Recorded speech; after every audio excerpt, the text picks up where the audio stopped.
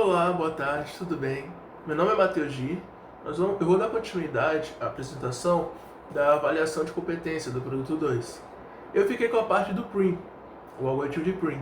Vou começar explicando como ele funciona, a complexidade de tempo dele e tudo mais. Bom, o PRIM, ele utiliza a árvore geradora mínima de um grafo, que no caso ele utiliza pesos, tudo isso mais, e no caso o objetivo da AGM seria encontrar, no caso, ter o menor custo. Como o PRIM realiza isso? Ele começa inicializando, escolhendo um vértice, pode ser qualquer vértice. Digamos que temos 1000 vértices, pode ser qualquer um deles. Ele escolhe esse vértice e ele vai visitar os próximos vizinhos desse vértice.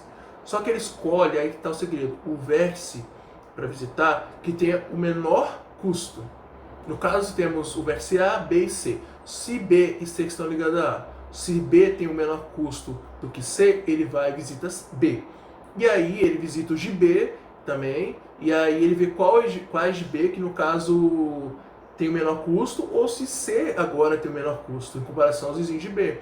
A regra é, ele não pode visitar um vértice que já foi visitado. Nisso, ele vai atualizando a lista e vai incluindo tudo na árvore. O objetivo final é incluir todos os vértices na árvore e ter o menor custo possível. Nesse caso, como fizemos isso? Usando a Priority Queuing, que seria a fila de prioridade.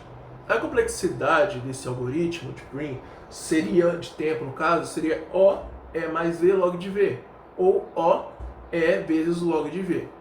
O porquê disso? Onde E seria o número de arestas e V o número de vértices. O log de V na base 2 seria 10. Nesse caso, pense comigo o seguinte. As arestas, o custo delas, todos são log de V, ou seja, 10. Então, pegamos o total de arestas e multiplicamos pelo log de V. Por isso, é vezes log de V. No caso, é as arestas totais vezes 10. Isso com fila de prioridade, claro. Partimos agora para o pseudocódigo. No pseudocódigo, temos a lógica como esse algoritmo funciona. Ele pega o vértice definido como U, tem o custo mínimo, o visitado e o predecessor. O objetivo aqui ele pega o custo mínimo, né, ele inicializa tendo o primeiro vértice, como eu disse, e aí o que ele vai fazer é o seguinte, ele insere na fila, e enquanto ela não estiver vazia, ele remove o menor da fila, e agora vem a comparação, se o vértice já foi visitado, ele vai para outro. Aqui ele vai fazer o seguinte, aqui nós temos o vizinho V, e o U seria o vértice, com o peso W.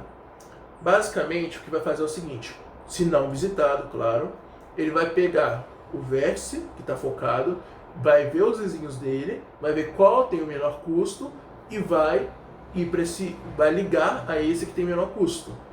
Assim vai inserir na fila. No caso, o predecessor, né? Aí ele insere na fila e vai ter, no caso aqui, mostra VW na fila.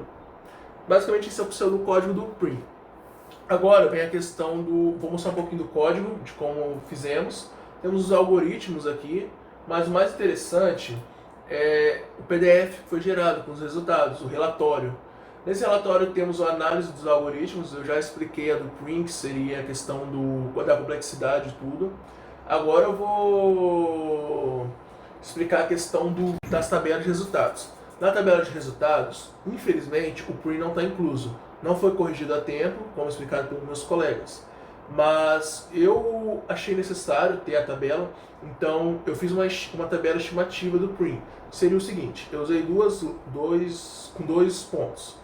Eu usei um cálculo matemático, que serve para todos esses algoritmos, e fiz também estimado de como foi criado a lógica e tudo, a implementação do algoritmo de PRIM nesse trabalho, com a Priority Queuing e tudo mais. Bom, a tabela seria essa daqui, ó. E é o seguinte, nessa tabela aqui, nós temos o número de vértices e arestas que continuam iguais, temos o Dijkstra, o Kruskal e agora o PRIM. Eu não vou comparar o Dijkstra com o PRIM, porque eu não acho tão necessário, tem uma diferença bem grande, mas o Kruskal e o PRIM eu acho interessante. Eu vou explicar o porquê. Se você perceber, o custo do Crucible e o Prim é o mesmo, mas isso é porque a soma que é realizada e tudo é a mesma, então não importa quantos vértices e quantas arestas tenham, o Prim e o Crucible sempre vão ter o mesmo custo, não modificando um número sequer. Agora, em relação ao tempo, temos uma diferença. Temos alguns milissegundos a mais no Prim com relação ao Crucible. Isso porque nós temos um grafo espaço. O que significa espaço? No caso, o que isso significa? O Crucible ele seria inferior ao Prim se não tivéssemos um grafo esparso. Como temos, o Prim ele acaba perdendo em alguns milissegundos para o Crucible. E isso é o porquê desse resultado. Agora vem a questão da avaliação final. Qual seria melhor em cada situação? Bom, o Dijkstra seria ótimo em casos que você queira descobrir o caminho mínimo, por exemplo, entre duas cidades. Resumo, caminho mínimo, Dijkstra. Agora, o Crucible e Prim vem numa batalha bem grande pelo menor custo, né? Seria a economia. Só que aqui tá, se for um grafo esparso, realmente, o Crucible leva. Ele é o melhor. E ele tem uma estrutura muito boa para lidar com ciclos. Só que agora é que tá. Na maioria dos gráficos, no caso, tipo assim, que não for um grafo esparso, o Prim vai sair muito melhor. Porque o Prim, ele serve exatamente para isso, entende? Então, em grafos não esparsos, o Prim vai ter mais economia e velocidade do que perdão, em questão de tempo, ele vai ser melhor do que o Crucible.